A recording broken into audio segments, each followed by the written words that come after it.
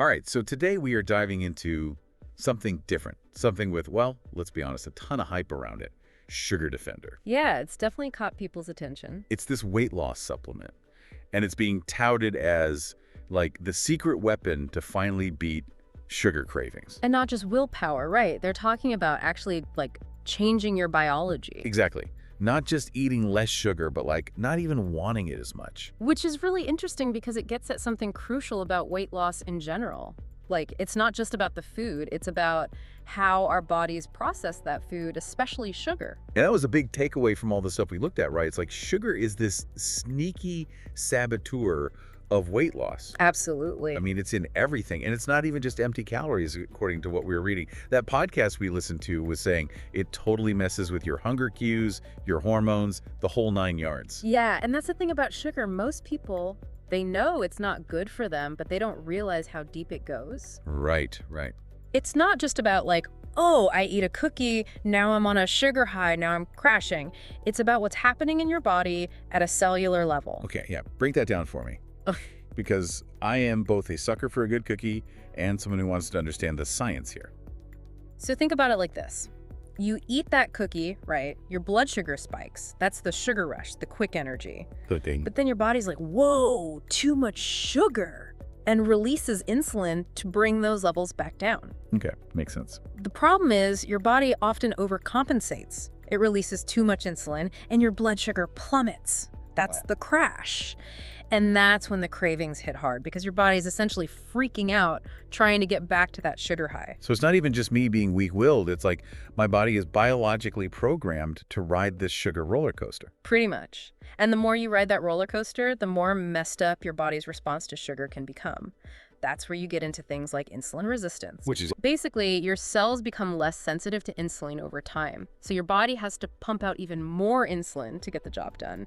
And that leads to, you guessed it, even more cravings, more fat storage, and potentially a whole host of health problems down the line. wow. So it's not just, oh, I eat too much sugar. It's like setting off this chain reaction in your body. Exactly. And that's why relying solely on willpower to fight those cravings is often a recipe for disaster. You're basically fighting a losing battle against your own biology. So we need to like hack the system somehow. That's what this Sugar Defender claims to do. It's supposed to help manage those blood sugar spikes. And get this, some sources said it might even change how we taste sugar. Wait, what? Seriously? Okay, now that is interesting. So how does it do that? Like what's in this stuff? What's the secret sauce? Well, secret sauce, maybe not. But the podcast did call out some specific ingredients. Okay, hit me. Chromium was one. And then there's, hold on, Gymnema Sylvestre. Yeah, it's a mouthful. Gymnema Sylvestre. And then berberine and cinnamon extract. Those are the main ones they talked about. Say, a couple of those sound vaguely familiar, but what are they supposed to be doing exactly? Right, so each one supposedly has a role to play in controlling those sugar cravings and then managing your blood sugar more generally. And that Gymnema Sylvestre thing, that's the one that like blocks the taste of sugar or something. Yeah, that's the one that really caught my attention too. It's pretty wild when you think about it. It is. Like, how do you even... So basically, right, your tongue, it has these taste receptors. They're how you detect sweet, sour, all that. And what Gymnema Sylvestre is thought to do is it basically binds to those sweet receptors, so they're less effective. So it's like tricking your tongue into thinking things aren't as sweet as they actually are. Kind of. It's not that you can't taste sweetness at all, but it's supposed to make it less intense. Wow. Okay, and the thinking is if you don't taste it as strongly, you won't crave it as much. Exactly. It's like out of sight, out of mind, but for your taste buds. That is fascinating. Okay, but what about the other stuff in Sugar Defender? We've got chromium, we've got berberine, was it? What are those doing? So remember how we were talking about insulin being key to managing those blood sugar spikes? Yeah, and how it can go out of whack if you're constantly hitting it with sugar. Right. So chromium, that's actually really important for how your body regulates insulin in the first place. So it's like helping your body use insulin more effectively. Yeah, you could think of it that way. It's giving your system a little boost to keep things running smoothly. Okay, so that's chromium. What about, it was berberine, right? Berberine, yes. And that one, it also seems to play a role in managing blood sugar. There's actually been research that suggests it might even improve your cell's sensitivity to insulin. So it's kind of doing the opposite of what happens with insulin resistance. like hitting the reset button. Yeah, that's a good way to put it. If berberine can actually improve insulin sensitivity, then that could potentially help break that cycle of cravings and crashes we were talking about earlier. Because your body's responding to the insulin better, so you don't need as much, so you don't get those drastic ups and downs. Exactly. Okay, and then there was one more ingredient, right? Cinnamon, which I have to say, already love. Yeah. But what's it doing in a weight loss supplement? Right.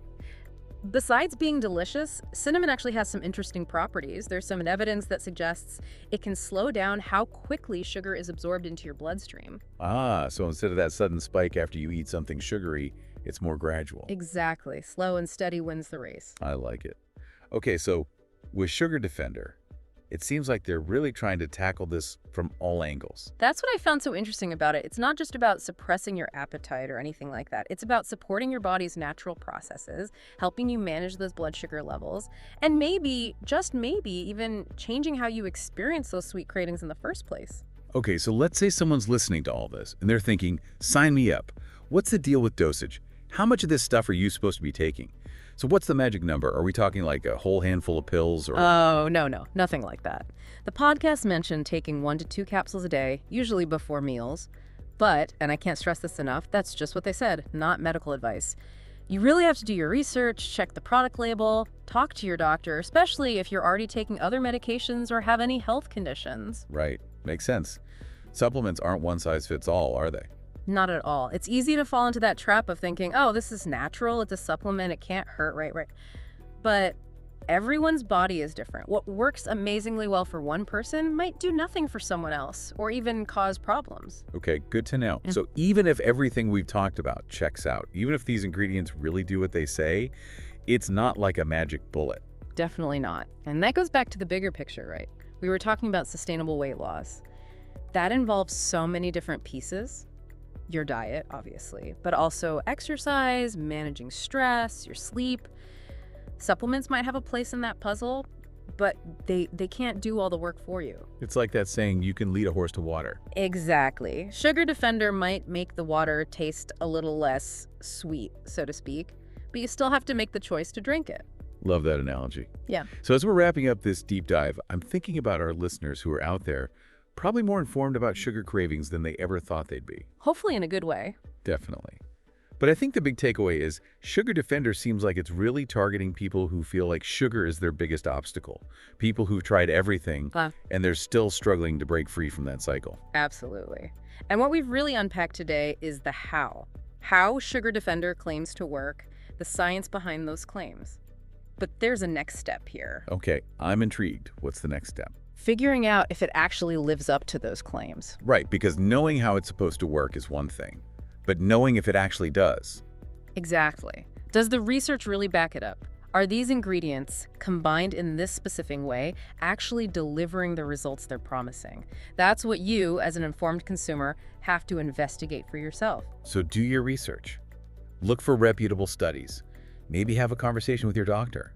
Especially, like you said, if you have any health conditions or anything like that. Exactly, because at the end of the day, the most powerful tool you have in your weight loss journey, it's not some magic pill, it's knowledge. Knowledge about how your body works, knowledge about the choices you're making, and the knowledge to cut through the hype and figure out what really works for you. And on that note, that wraps up our deep dive today. For all of us here, thanks for listening.